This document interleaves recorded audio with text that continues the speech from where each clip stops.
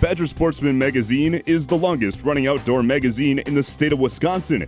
Badger Sportsman provides you with the best information from local Wisconsin guides and professionals so you can be successful in the outdoors. Whether you're in a boat or a tree stand, Badger Sportsman magazine is the new go-to for information on duck hunting, deer hunting, hard and soft water fishing, and more. Enjoy our product reviews, quick tips, and all of our articles on our website today. Well, hey guys, Kyle Sorensen here from OB Outdoors. Want to take a quick second here. We're down at the boat launch. Gonna head out and do some fishing here as long as the storm doesn't, damper our day, so to speak. But want to take a quick second, go over on how I set up a cane pole. Now, cane pole fishing is real fun. I mean, it really is, and it's real simple. And it's old technique I used to do with my grandpa and stuff. And so I went on the hunt for a true definition of a cane pole. There are various different types of canes out there. You have ones that break down, ones that slide out, a bunch of different things. But right here is a true definition of a cane pole, a 14-footer, one piece. And this one is rigged up, but we're gonna rig up a different one and show you guys how I do it. So there's a lot of different ways to rig a cane pole. I mean, you can get extravagant, if you will, and wrap the line all the way through the shaft, starting at the butt of the rod. But we're not gonna do it that way. I like to keep it simple. This way has always worked for me, and until something happens, I guess, this is how all my cane poles will be rigged.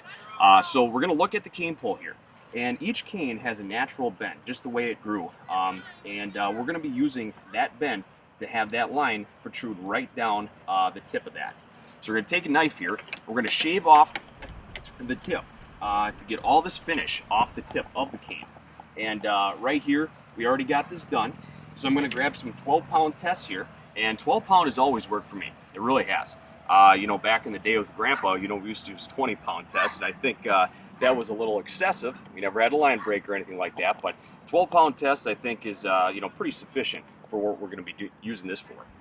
All right, so we got the end all shaved off here, and the reason why we did that is because this cane pole in particular has like a little lacquer, like some weird type of finish on the end of that.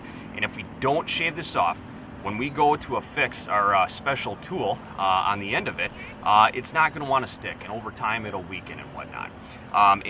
What we're going to be doing is we're going to be utilizing duct tape. And duct tape is a magical invention that can be used in so many different ways. And we're going to keep this, completely simple. And grab some 12-pound test mono. 12-pound test mono is probably one of the best, tests to use for this and strengths, because this rod and the line on the rod is going to have to put up with a lot of shock throughout all the fish that we're going to hopefully catch with these rods. And by doing and going with the mono has a shock absorbing feature that is definitely something that we need. So what I'm going to be doing is I ripped off about a 6-inch chunk of duct tape, and I'm going to be folding this line over on the tip of the rod while creating a few overhand knots. Now these overhand knots are going to act as like a cinch point for the tip of the rod, and we're going to run it down towards the tip of the knuckle. There's one last knuckle on the end of the rod here, and that is going to be the starting point for our line. So I'm going to tie this knot here quick. So we got a couple overhand knots, and that's right on the tip of that last knuckle. Take the side cutters here, clip this little bad boy off. All right. So we're going to take this 6-inch chunk of duct tape, and this is where it starts, because we're going to fold this down. We're going to take this duct tape, we're going to run it right across the tip of the rod. Now this is kind of hard to show, but we don't want to overlap the first round of duct tape on here. So you have to be very, very cautious when you're doing this. So the first round is on. Now we're going to tuck this on here, we're going to keep it nice and tight. Then we're going to fold this line back over it. Okay? Now this is going to continue on all the way down to the end of the duct tape. So we got the line all rigged up here. This is pretty much a simple tactic. Now it all comes down to what you guys want to use this for. I like to slip bobber with these things, so I'm going to have a simple slip bobber rig set up on here. Usually I'll run with about a 32nd ounce jig on the end of it. But through that little butt portion there, you can hollow that out. And if you hollow that out, and you guessed right with your line length, the tension of the rod will keep your, I guess, hook or your jig right in the butt portion. You won't have to have any type of hook keeper or anything like that on the end of your rod. So we're going to get this all strung up with a slip bobber rig. But these cane poles, have various different uses. They really do. You can troll with them.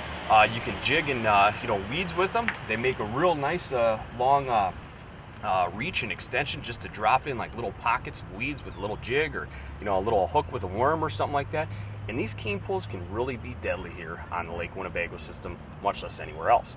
It's a very simple tactic, very simple technique, and there's so many different uses for a cane pole. So I guess if you guys have any questions, make sure to shoot them over to the Facebook page or email or anything like that. But I guess we're going to get this rigged up, hopefully wait out this storm, and get out and catch some fish. So I guess until next time, tight lines, stay dry.